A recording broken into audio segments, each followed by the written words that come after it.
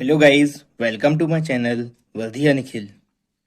आज डे 25 है daily study plan का। अभी मैं आज का टाइम टेबल बताने से पहले मैं आपको ये बता देता हूँ कि जो भी टॉपिक्स होते हैं हम लोग डेली पढ़ते हैं, जो आप एक डायरी बना लीजिए या कॉपी बना लीजिए, कुछ भी बना लीजिए। उसमें जैसे आप ज्योग्राफी का सेक्शन है या हिस्ट्री का सेक्शन है या पॉलिटी का सेक्शन है या फिजिक्स का है, वहाँ पर आप हर एक में हर एक सेक्शन में आप लिखते जाइए मैंने क्या क्या टॉपिक्स कंप्लीट किए हैं, ताकि आप एंड ऑफ द डे आपको लास्ट में आपको पता हो कि हम लोगों ने क्या क्या पढ़ लिया है।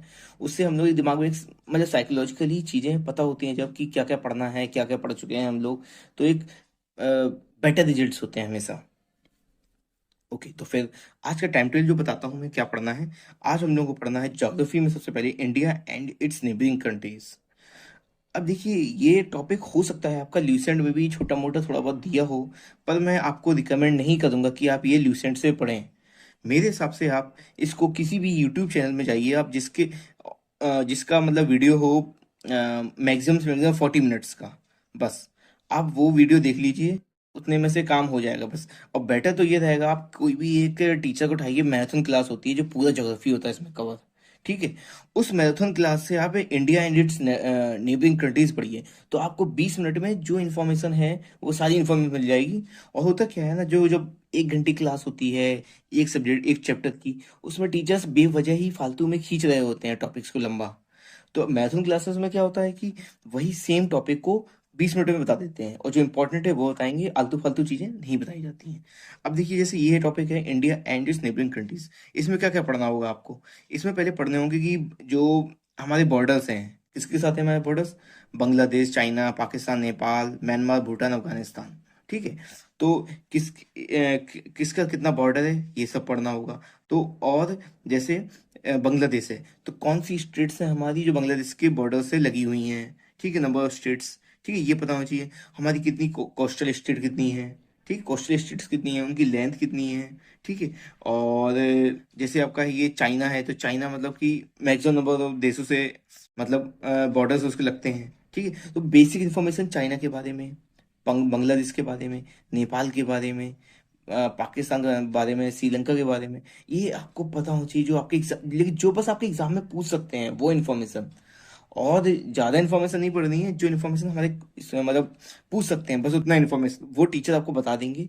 कोई मैथन क्लासेस लीजिए आप, सिर्फ 20 मिनट की क्लास खत्म हो जाएगी आपकी, ये chapter India and it's neighbouring countries, और वो पर्याप्त होगा, ठीक है। और अब इसमें क्या पढ़ना होगा, जैसे आपको एक टॉपिक है कि हमारा जो ईस्टर्न इंडिया है वहाँ पे एक्सट्रीम क्या है बाउंड्री, ठीक है। जैसे हम उस और वेस्टर्न इंडिया है वहाँ पे क्या है, ये वेस्टर्न में ये गुहमती पड़ता है गुजरात में, ठीक है। इंदिरा कॉल का पड़ता है आपका नॉर्थ में, साउथ में पड़ता है आपका ये आपका कन्याकुमारी, ठीक है। और अगर हम पूरा देखेंगे मतलब पूरा लैंड मास देखेंगे तो अंडमान में पड़ता है, इंदिरा इंदिरा पॉइंट पड़ता है, ठीक है। और लेंथ कितनी है, मतलब ये ईस्ट से वेस्ट कितनी लेंथ है, वेस्ट से आपका ये नॉर्थ से साउथ कितनी पड़ेगी आपको लेंथ, तो ये आपको पता होना चाहिए, ठीक है।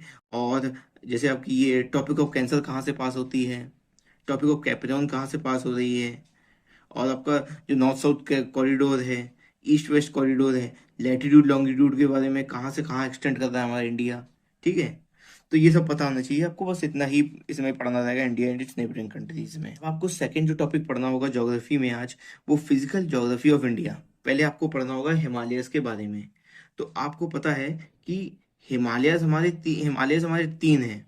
कौन से, आउटर हिमालयस, मिडिल हिमालयस और द इनर हिमालयस। तो ये तीनों हिमालयस आपको पता होना चाहिए, जो ऐसे जाते हैं, ये और ये इस टाइप से हिमालयस चलते हैं, ठीक है। अपने वेस्टर्न से ईस्टर्न पार्ट के ऑफ इंडिया की तरफ से, ठीक है। और आपको ये पता होना चाहिए कि हमारा कैसे हिमालयस डिवाइड है। जैसे पंजाब हिमालयन है, ये कुमाऊं हिमालयन, फिर नेपाल हिमालयन, फिर असम हिमालय, ठीक है। और ये सब चीजें मतलब आपको ये आप उसमें हिमालय में आपको ये पढ़ना होगा। मेन जो पार्ट रहेगा आपका, इसमें आपको कैसे पढ़ना होगा आपको, ये आपकी हो जाएंगी तीनों हिमालय रेंज, ठीक है। उसके ऊपर आपका हो जाएगा यहाँ पे ये आपका ये जो काराकोरम, जो आपका ये रहेगा ये वाला पार्ट, जम्मू कश्मीर वाला, यहाँ पड़ेगा आपका काराकोरम, लद्दाख, जस्कर रेंज, ठीक है। ये आप पढ़ लीजिए। और फिर आपका ये हिमालय जो रहेंगे तीनों हिमालयस, ये पढ़ना होगा आपका, ठीक है, उसके बारे में जो भी इंपॉर्टेंट वहाँ पे चीजें हैं वो पढ़ना होगा आपको। ठीक है, यहाँ पे कौन सी हाईएस्ट पीक है वो देखना होगा आपको। ठीक है, और फिर हम लोगों को ग्लेशियर्स और पासेस देखने होंगे। अगला टॉपिक जो हमारा है ग्लेशियर्स और पासेस का है। तो ग्लेशियर और पासेस कौन से वाले हैं? ये हमारे जो हिमालय में पड़ेंगे। हम लोग जब हिमालय टॉपिक पढ़ेंगे ये वाला, तो उसी में ग्लेशियर पासेस साथ में पढ़ते रहेंगे। ठीक है, तो जैसे हम लोग सबसे बिगेस्ट ग्लेशियर कौन सा है इंडिया का? वो पड़ता है ससैमी। ससैमी कहाँ पड़ता है? पीओके, आज के समय पीओके में है। ठीक है, तो ससैमी कहाँ पर, इस लगभग इस वाले इलाके में पड़ता है। ये जो इलाका ऐसे गया है, इस वाले इलाके में पड़ता है पीओके के। ठीक है, तो यहाँ कौन सा पड़ता है? काफी एक्सट्रीम एंड में पड़ेगा, और ससैमी। ठीक है, अब जैसे इंपॉर्टेंट है सियाचिन ग्लेशियर। और फिर पासेस है आपका, जैसे काराकोरम पास है आपका, जो इंडिया और चाइना को कनेक्ट करता है, मतलब जो तिब्बत वाला पार्ट है उससे कनेक्ट करता है। ठीक है, बारालाचा पास है। बारालाचा पास जैसे हमारा मनाली से ले जाता है। ऐसे बहुत सारे जो पासेस हैं, सारे पासेस के बारे में पढ़ना होगा। अब आपका जो अगला टॉपिक आपको जो इसी में पढ़ना रहेगा, वो आप पढ़ सकते हैं। जैसे आपने ये मान लीजिए ये उठा लिया आपने, peninsular प्लेटू and peninsular प्लेटू passes and hills. ठीक है, तो इसमें आपको क्या करना है, सबसे पहले हमें पठार देख लेने हैं। जैसे इंडिया में कहाँ कहाँ पठार पड़ते हैं, जैसे मध्य भारत पठार पड़ता है, बुंदेलखंड प्लेटू है। ठीक है, बघेल प्लेटू। तो इस टाइप से जो आपके बेसिन्स हैं उनके बारे में देख लेना है, एक मोटा मोटा देख लेना है। ठीक है, और फिर हम लोगों को उसके बाद जो और पासेस देख लेने हैं। पासेस हमारे कौन से वाले, जो उसमें पढ़ते हैं पेनिनसुलर प्लेटू में, हमारे जो पासेस हैं, हलघट पास है, भोजघट पास है। ठीक है, सेंकुटा पास है। ये सब चीजें आपको पढ़ लेनी है, देख लेना है। ये एग्जाम्स में पूछ सकते हैं, काफी इंपॉर्टेंट है। आपको हिल रेंजेस भी देखनी है। ये नर्मदा रिवर जाती है, ऊपर पड़ती है विंध्या रेंज। ठीक है, और नीचे नीचे नीचे आपकी ये पड़ती है, जैसे सतपुरा, मैकाल। ठीक है, राजपीपला। तो ये सब चीजें आपको, और नदी उसके बीच में बहती है नर्मदा। तो ये आपको चीजें मतलब पढ़नी होंगी। ये अगला टॉपिक आपका है, वो है जैसे कोस्टल प्लेन्स और नॉर्थ इंडिया प्लेन्स हैं आपके। तो जो कोस्टल प्लेन्स कौन से वाले हो गए हमारे, जैसे ये है, ये इंडिया है। तो ये वाला जो पार्ट पड़ेगा ये कोस्टल प्लेन्स है आपका, ये। ठीक है, तो जो इसको कोस्टल प्लेन्स को भी हम लोगों ने कई हिस्से में डिवाइड कर रखा है, जैसे कोंकण, कोंकण कोस्ट। ठीक है, यहाँ पे कोंकण कोस्ट पड़ता है, कनेरा कोस्ट पड़ता है, नीचे वाला जो पड़ेगा उसे मलाबार कोस्ट कहते हैं। ठीक, और ऐसे ही सेम टाइप से हम लोगों ने ईस्टर्न में भी डिवाइड कर रखा है। तो ये आपको कोस्टल प्लेन्स पढ़ लेने हैं। उसके बाद फिर आपको नॉर्थ इंडियन प्लेन्स में जाना है। जो वहाँ नॉर्थ में प्लेन्स पड़ेंगे, जैसे गंगेटिक प्लेन्स हैं। ठीक है, और उसी में ही आपको ये रीजन्स पढ़ने होंगे। भाबर रीजन पड़ता है, तराई रीजन पड़ता है, शिवालिक पड़ता है। तो ये सब चीजें उसी में आप देख लीजिए। हमारे पंजाब का डोब रीजन्स हैं, उनके बारे में आपको किस नदी के बीच में से कहाँ से कौन सा डोब पड़ता है ये देखना होगा। ठीक है, और फिर अगला टॉपिक हमारा रहेगा आइलैंड्स। आइलैंड्स काफी इंपॉर्टेंट टॉपिक है। ठीक है, अब आइलैंड्स क्या है हमारे, कुछ कुछ इंपॉर्टेंट आइलैंड्स है। जैसे है आलिया बेट आइलैंड, ऐसी कुछ नाम है ना, आलिया बेट आइलैंड है। ये आपका नर्मदा के उसको, नर्मदा जहाँ गिरती है उसके बगल में पड़ता है।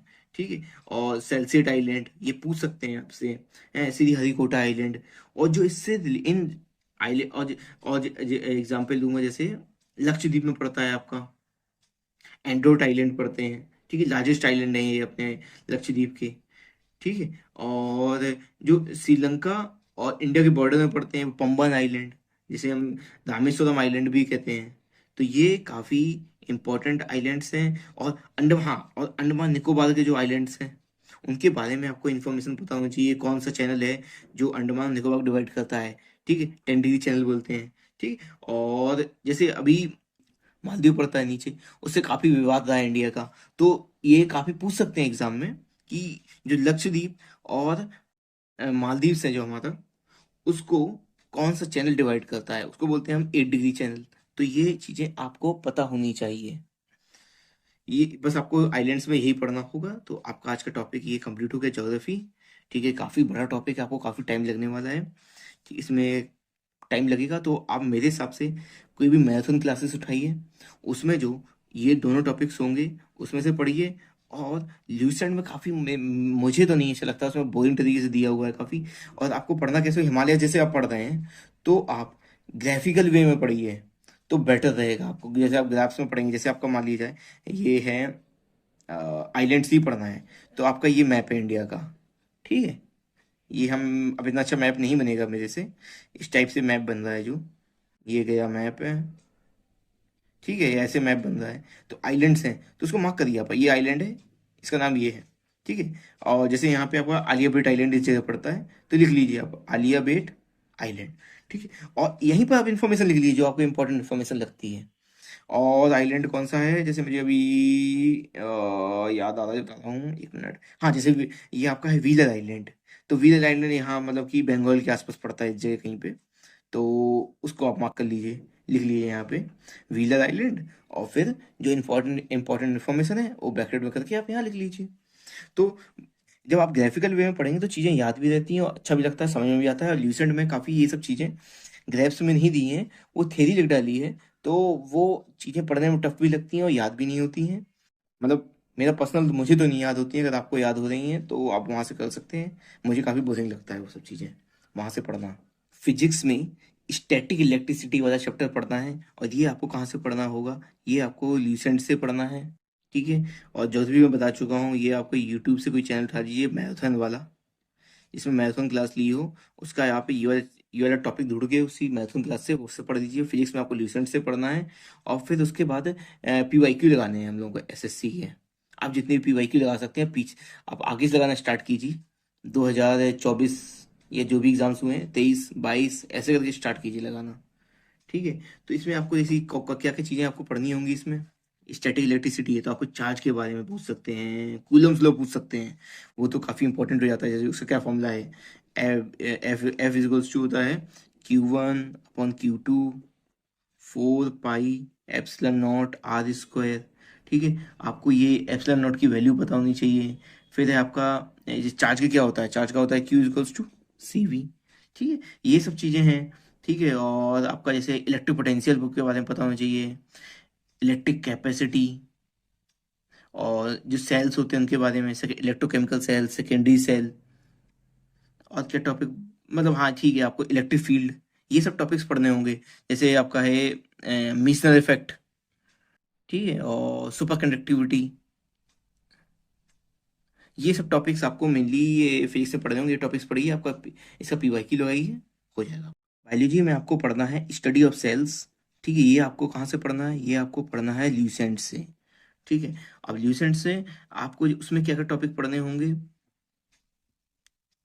आपके जैसे सेल में दो दो टॉपिक्स होते हैं कि सेल को दो टाइप्स डिवाइड करते हैं। एक होता है प्यूकैरियोटिक सेल्स, ठीक है, और यूकैरियोटिक सेल, ये पढ़ना होगा। फिर जो इंपॉर्टेंट टर्मिनोलॉजीज होती हैं सेल्स की, वो पढ़नी होगी। जैसे उसमें क्या क्या होता है, क्रोमोप्लास्ट, ठीक है, न्यूक्लियस, एंडोप्लाज्मिक रेटिकुलम, ठीक है, और प्लास्टिड्स, ठीक है, और माइटोकॉन्ड्रिया, गोल्गी बॉडीज। तो ये सब टॉपिक्स जो हैं, आपको ये सब टॉपिक्स देखने होंगे, आपको ल्यूसेंट से ही हैं। ज़्यादा नहीं है टॉपिक, ये छोटा सा टॉपिक है। बस आप ये पढ़ लीजिए, बस आपका हो गया उसमें। ज़्यादा पढ़ने की और ज़रूरत कुछ भी नहीं है इसमें, बस इसके PYQ लगा दीजिए आप। और PYQ सेल के हो सकता है बुक में अलग से नहीं दिए हों, तो आपको मिक्स दिए हुए हैं, तो जो बात मिल जाए आप कर लीजिए, नहीं तो आप बाद में भी लगा सकते हैं। ठीक है, अब रीजनिंग में क्या करना है, आपको 10 क्वेश्चंस करने हैं। और जो आप जो जैसे आप जो लगाए थे 5 5 चैप्टर्स लगाए थे, अब अगले 5 चैप्टर्स के 10 क्वेश्चंस, हर एक चैप्टर से 10 क्वेश्चन करने हैं। तो मैं टोटल आपको 50 क्वेश्चन इसमें करने होंगे रीजनिंग में। फिर उसका एनालिसिस भी करना है अच्छे से, कि हम लोग अच्छे से लगा पा रहे हैं कि नहीं लगा पा रहे, क्या दिक्कत आ रही है, सब आपको चीज़ें पता होनी चाहिए। फिर आपको बेटर रिजल्ट मिलेगा। मैथ्स में हम लोग को पढ़ना है डेसिमल एंड फ्रैक्शन। अगर आपकी इसकी थ्योरी कंप्लीट हो गई हो या हो कर चुके हैं आप, तो आपको PYQ इसके लगाने हैं डेसिमल और फ्रैक्शन के।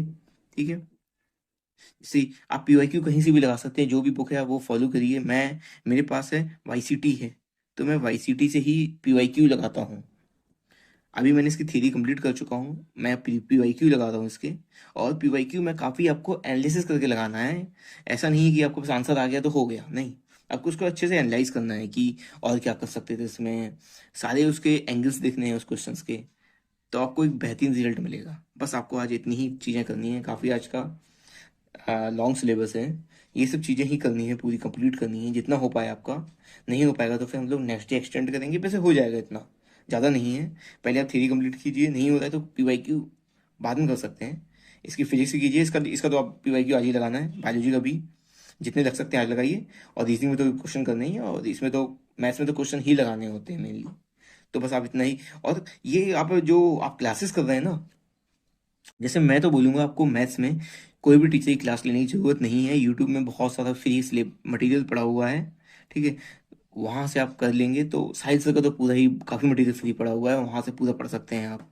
उनकी बहुत सारी रेलवे का ही उनकी क्लासेस पड़ी हुई हैं, एनटीपीसी की पड़ी हुई हैं, वो काफ़ी हेल्पफुल हैं। वहाँ से आप सब कुछ पढ़ सकते हैं।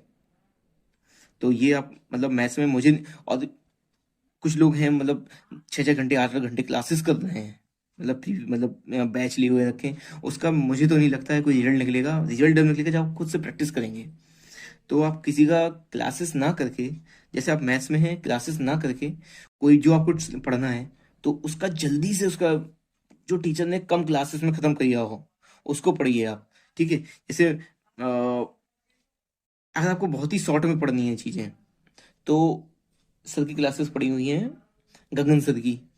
और थोड़ा सा आपको हल्का सा अच्छे से पढ़ना है और, तो साहित्य सर की क्लासेस पड़ी हुई हैं।